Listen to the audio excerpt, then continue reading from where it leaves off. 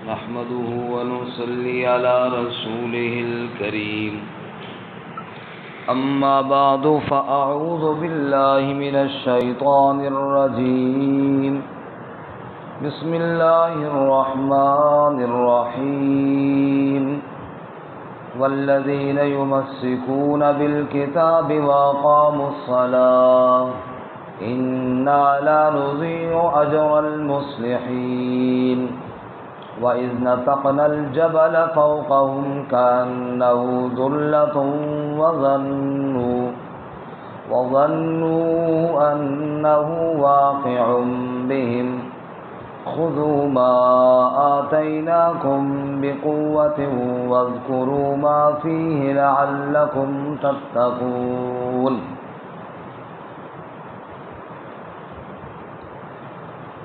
والذین یمسکون بالکتاب، اور وہ لوگ جو مضبوطی سے تھامتے ہیں کتاب کو، واقاموا الصلاۃ، اور قائم کرتے ہیں نماز کو، انا لا نضیع اجر المصلحین، بے شک ہم ضائع نہیں کرتے اجر اصلاح کرنے والوں کا۔ وَإِذْ نَتَقْنَا الْجَبَلَ فَوْقَهُمْ، اور جب اکھیڑ دیا ہم نے پہاڑ کو ان کے اوپر، کأنہ ظلۃ، گویا کہ وہ سائبان ہے، وظنوا انہ واقع بہم، اور گمان کیا انہوں نے کہ بے شک وہ گرنے والا ہے ان پر۔ خذوا ما آتیناکم بقوۃ، پکڑو جو ہم نے تمہیں دیا ہے قوت کے ساتھ، واذکروا ما فیہ، اور یاد کرو جو اس میں ہے، لعلکم تتقون، تاکہ تم متقی بن جاؤ۔ سبحان ربک رب العزت عما یصفون وسلام علی المرسلین والحمد للہ رب العالمین۔ اللہم صل علی محمد وعلی آل محمد كما صليت على إبراهيم وعلى آل إبراهيم إنك حميد مجيد۔ اللهم بارك على محمد وعلى آل محمد كما باركت على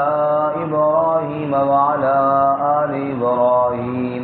إنك حميد مجيد۔ معزز سامعین، سورۃ الاعراف کا 21واں رکوع آیت نمبر 170 اور 171 آپ کے سامنے تلاوت کی ہیں۔ اللہ رب العزت ان آیات کے مطابق صحیح بیان کی توفیق عطا فرمائے اور ہمیں قرآن و سنت پر عمل کرنے کی توفیق عطا فرمائے۔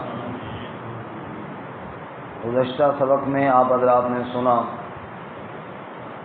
کہ اللہ رب العزت نے بنی اسرائیل کا اللہ کے احکامات سے منہ موڑنا اور ہیلوں اور بہانوں سے اللہ کے احکامات کی نافرمانی کرنے کا تذکرہ کیا اور ارشاد فرمایا کہ ان پر دنیاوی عذاب آئے، اور وجہ ان کی یہ تھی کہ انہوں نے کتاب کو، اللہ کی کتاب کو دنیاوی مقاصد کے لیے بھلایا اور اللہ کی آیات کے احکامات کو تبدیل کیا، اور یہ جرم ان سے ایک بار نہیں بار بار ہوا، اور انہوں نے اللہ کی کتاب کو پڑھا بھی، لیکن اس کے باوجود انہوں نے کتاب الہی کو بھلایا اور دنیا کے مال اور دنیا کے پیسوں کو ترجیح دی۔ نتیجہ یہ نکلا کہ اللہ تعالیٰ کا عذاب ان پر آیا۔ اس کے برعکس آج میں اللہ تعالیٰ فرماتے ہیں، والذین یمسکون بالکتاب، جو لوگ کتاب کو مضبوطی کے ساتھ تھام لیتے ہیں، یمسکون چمٹ جاتے ہیں اللہ کی کتاب کے ساتھ، لوگ چھڑوانا چاہیں نہیں چھوڑتے۔ جیسے رسہ کشی ہو رہی ہو، ایک طرف 3-4 آدمی ہو اور دوسری طرف اکیلا آدمی ہو، وہ اکیلا آدمی رسے کو اپنی کمر کے ساتھ بھی باندھتا ہے، بازو کے ساتھ بھی لپیٹتا ہے، اور اس کو اپنے دانتوں کے ساتھ بھی دباتا ہے، اور کہتا ہے کہ لگاؤ زور، پھر تم، میرے بازو تو ٹوٹ سکتے ہیں دانت تو نکل سکتے ہیں، جان تو جا سکتی ہے، لیکن اس کو میں چھوڑنے کے لیے تیار نہیں ہوں۔ یمسکون بالکتاب، جو لوگ میری کتاب کے ساتھ چمٹ جاتے ہیں، اللہ تعالیٰ کی کتاب کے ساتھ ایسا تعلق بنا لیتے ہیں، لوگ چھڑوانے کی کوشش کرتے ہیں، لوگ اللہ کی کتاب سے دور کرنے کے دلائل پیش کرتے ہیں، فوائد بتاتے ہیں، اور طرح طرح کی ہیلوں اور بہانوں سے اللہ کی کتاب سے دور کرنے کی کوشش کرتے ہیں، لیکن وہ بندہ مومن اللہ کی کتاب کے ساتھ چمٹ جاتا ہے، اللہ کی کتاب کو چھوڑنے کے لیے تیار نہیں ہوتا۔ رب کہتا ہے جو ایسا مخلص آدمی ہو کہ میری کتاب کے ساتھ یوں چمٹ جائے اور وہ اقام الصلاۃ، نماز بھی قائم کرنے والا ہو، قرآن کی تبلیغ بھی کرتا ہو اور میرے سامنے نماز قائم کرنے والا بھی ہو، انا لا نضیع اجر المصلحین، ہم ایسے مصلح کا اجر کبھی ضائع نہیں کرتے۔ دو باتیں ارشاد فرمائیں، کتاب الہی کے ساتھ چمٹ جانا اور نماز قائم کرنا۔ 21ویں پارے کے شروع میں فرمایا اتل ما اوحی الیک من الکتاب واقم الصلاۃ، نماز قائم کر، جو اللہ نے وحی کی ہے اس کی تلاوت جاری رکھو اور نماز قائم کرو۔ قرآن اور نماز، یہاں بھی قرآن اور نماز، کیونکہ علماء فرماتے ہیں ایمان حاصل کرنا ہو تو قرآن ہے اور ایمان دل کے اندر پختہ کرنا ہو تو نماز ہے۔ فرمایا نماز کے ساتھ اللہ کے ساتھ تعلق ہوگا، ایمان پختہ ہوگا، لیکن ایمان بنے گا تو وہ اللہ کی کتاب سے بنے گا، قرآن پاک سے بنے گا۔ قرآن پاک ایمان کی تبلیغ کرنے والی کتاب ہے، اس لیے ارشاد فرمایا جو لوگ بھی میری کتاب کو چمٹ جاتے ہیں۔ ہمارے نبی مکرم صلی اللہ علیہ وسلم کو رب العالمین نے سورۃ المائدہ میں فرمایا 6 پارے میں، یا ایھا الرسول بلغ ما انزل الیک من ربک، اے رسول صلی اللہ علیہ وسلم بلغ، تبلیغ کیجئے، ما انزل الیک من ربک، جو آپ کی طرف اتارا گیا آپ کے رب کی طرف سے۔ پھر رسول اللہ صلی اللہ علیہ وسلم نے اس تبلیغ کو ایسا جاری فرمایا، کبھی مکہ میں، کبھی طائف میں، کبھی بدر میں، کبھی حنین میں، کبھی حوازن میں، اور کبھی کہاں اور کبھی کہاں، اپنے جسم کو زخموں سے لہولہان کروا دیا، لیکن اللہ کی کتاب کی تبلیغ میں ذرا برابر بھی آنچ نہ آنی تھی۔ حضور اقدس صلی اللہ علیہ وسلم نے اپنے امت کو بھی آخری حج میں یہ پیغام دیا، اوے میری امت کے لوگوں، ترکت فیکم ثقلین، میں 2 بڑی وزنی چیزیں چھوڑ کر جا رہا ہوں، جب تک ان کو تھامے رکھو گے نہیں بھٹکو گے، نہیں گمراہ ہوگے، ایک کتاب اللہ، دوسری سنت رسول اللہ صلی اللہ علیہ وسلم۔ اللہ ہمیں ان دونوں کے ساتھ مضبوط تعلق نصیب فرمائے، آمین۔ کیا فرمایا جی؟ والذین یمسکون بالکتاب، اور وہ لوگ جو مضبوط تھامتے ہیں، مضبوط پکڑ لیتے ہیں کتاب کو، اللہ کی کتاب کے ساتھ چمٹ جاتے ہیں، واقاموا الصلاۃ، اور نماز کو قائم کرتے ہیں،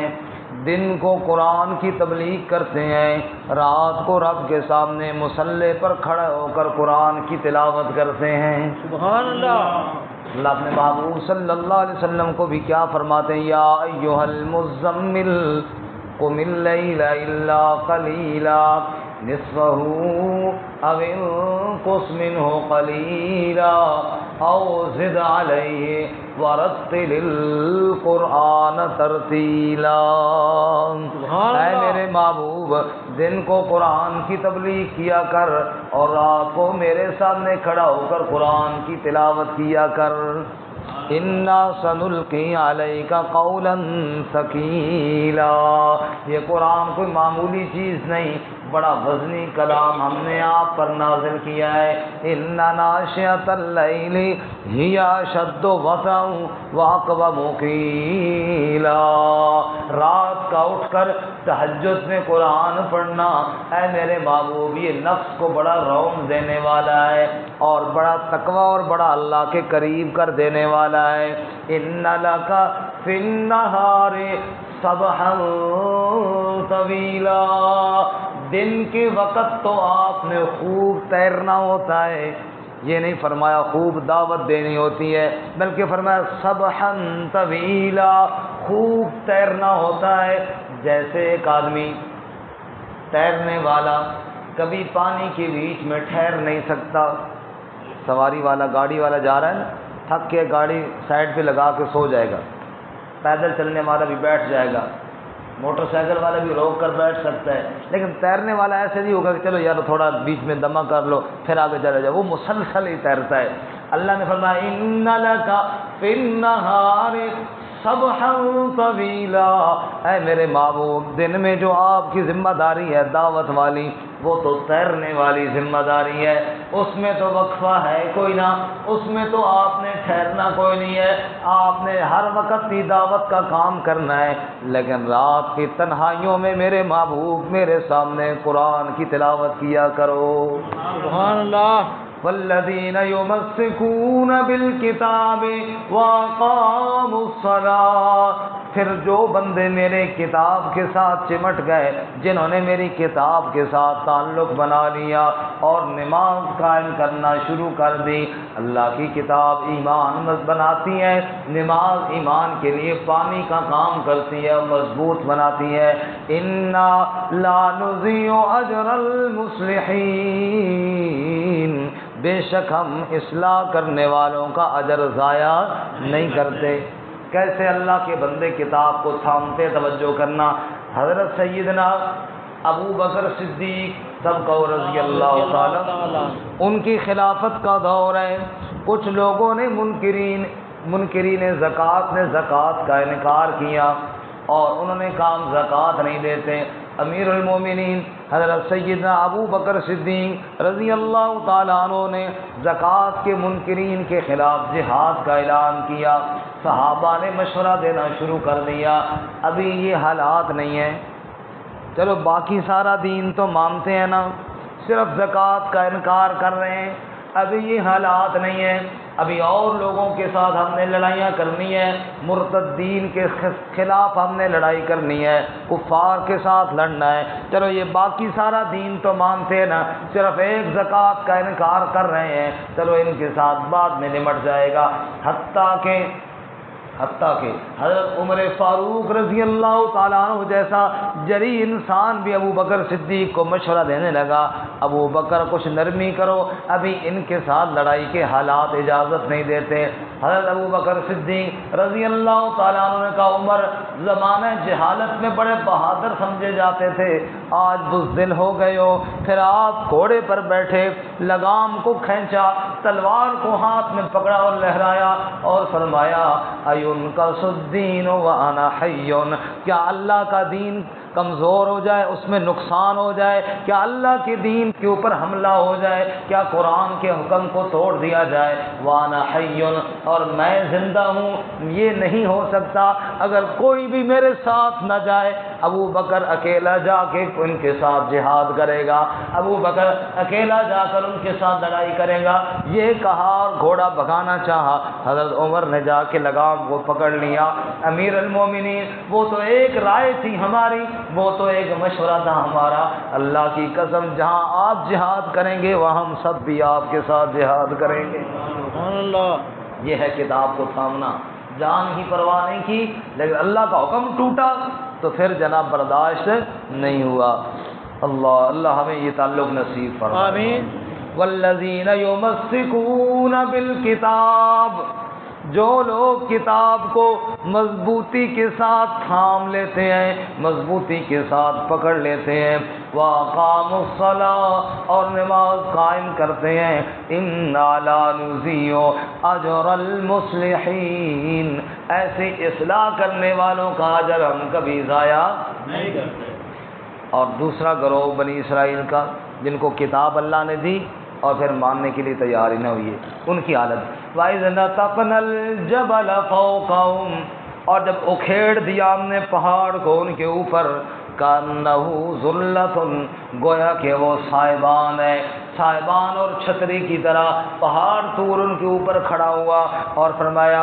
وَظَنُّوا أَنَّهُ وَاقِعٌ بِهِمْ، سمجھ چکے تھے کہ بے شک وہ گرنے والا ہے ان پر۔ اللہ تعالیٰ نے فرمایا خذوا ما آتیناکم بقوہ، پکڑو جو ہم نے تمہیں دیا ہے قوت کے ساتھ۔ کل طور پر گئے تھے رب کا کلام سننے، اور کلام سننے کے بعد کہتے ہم مانتے نہیں ہیں۔ فرمایا اچھا، اور یہ بات ذہن میں رہے، یہ جو ان سے معاہدہ لیا گیا پہاڑ کو اوپر کر کے، یہ ایمان قبول کروانے کے لیے نہیں، کیونکہ ایمان قبول کرنے میں تو کوئی جبر نہیں ہے نا۔ کوئی ایک کافر کفر کرنا چاہتا ہے، اس کو سمجھانا ضرور ہے، لیکن زبردستی ایمان کی طرف لانا اس کا حکم نہیں ہے۔ نہ اہل ایمان کو حکم ہے، نہ اللہ تعالیٰ نے کبھی ایسے کیا۔ اختیار دیا دنیا میں، من شاء فلیؤمن ومن شاء فلیکفر، جو چاہے مومن بنے، جو چاہے کفر کرے، راستے دونوں واضح کر دیے ہیں۔ لیکن یہ ایمان والے تھے، یہ موسیٰ علیہ السلام کے ساتھ مصر چھوڑ کر پار ہونے والے تھے، یہ کوئی کافر نہیں تھے، تھے ایمان والے، تھے ہماری طرح ایسے کہ اللہ کی کتاب سے غفلت کرنے والے تھے، اور یہ طور پر گئے ہی معاہدے کے لیے تھے، لیکن رب نے یہ کہا کہ ذرا معاہدہ ان کے ساتھ پکا کرو تاکہ یہ پھر آگے پیچھے نہ ہو جائے۔ فرمایا پہاڑ کو اللہ نے اوپر کیا، کا تورات پر عمل کرو گے یا اوپر آئے پہاڑ؟ انہوں نے کہا جی ہم بالکل عمل کریں گے، جیسے سورۃ البقرہ میں ہے قالوا سمعنا، ہم نے سنا، لیکن بعد میں پھر مکر گئے، وعصینا، نافرمانی کی۔ یہ بات جب ہم پڑھتے ہیں نا تو ہمیں ان پر بڑی تعجب ہوتا ہے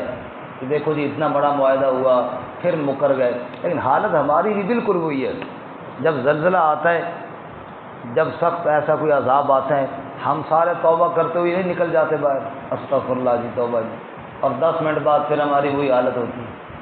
بالکل ان کی حالت بھی یہ تھی، جب پہاڑ اوپر گرنے کا خطرہ محسوس کیا تو توبہ کی، اور جب خطرہ ٹل گیا پھر اپنی روٹین پر آ گئے۔ اللہ ہمیں بھی معاف فرمائے۔ تو کیا فرمایا؟ وَإِذْ نَتَقْنَا الْجَبَلَ فَوْقَهُمْ، جب ہم نے پہاڑ کو کھیڑ دیا ان کے اوپر، كَأَنَّهُ ظُلَّةٌ، گویا کہ وہ صاحبان ہے، چھتری ہے، وَظَنُّوا أَنَّهُ وَاقِعٌ بِهِمْ، اور انہوں نے یہ گمان کر لیا کہ بے شک وہ واقع ہونے والا ہے ان پر۔ اللہ نے حکم دیا خُذُوا مَا آتَيْنَاكُمْ بِقُوَّةٍ، پکڑو جو ہم نے تم کو دیا ہے قوت کے ساتھ، وَاذْكُرُوا مَا فِيهِ، اور یاد کرو جو اس میں ہے، لَعَلَّكُمْ تَتَّقُونَ، تاکہ تم متقی بن جاؤ، تقوی والے بن جاؤ۔ تقوی کا معنی ہوتا ہے بچنا، اللہ کی کتاب کو یاد کرو، جن کاموں سے اللہ کی کتاب نے بچنے کا حکم دیا ان سے بچو تو تم متقی بن جاؤ گے۔ اللہ ہمیں بھی عمل کی توفیق عطا فرمائے۔ ترجمہ دوبارہ سن لی۔ والذین یمسکون بالکتاب واقاموا الصلاۃ، اور وہ لوگ جو مضبوط تھامتے ہیں کتاب کو اور قائم کیا انہوں نے نماز کو، انا لا نضیع اجر المصلحین، بے شک ہم ضائع نہیں کرتے اجر اصلاح کرنے والوں کا۔ وَإِذْ نَتَقْنَا الْجَبَلَ فَوْقَهُمْ، اور جب ہم نے وہ کھیڑ دیا پہاڑ کو ان کے اوپر، كَأَنَّهُ ظُلَّةٌ، گویا کہ وہ صاحبان ہے، وَظَنُّوا أَنَّهُ وَاقِعٌ بِهِمْ، اور گمان ہی کیا بے شک وہ واقع ہونے والا ہے ان پر۔ خُذُوا مَا آتَيْنَاكُمْ بِقُوَّةٍ، پکڑو جو ہم نے تمہیں دیا ہے قوت کے ساتھ، وَاذْكُرُوا مَا فِيهِ، اور یاد کرو جو اس میں ہے، لَعَلَّكُمْ تَتَّقُونَ، تاکہ تم تقوی اختیار کرنے والے بن جاؤ۔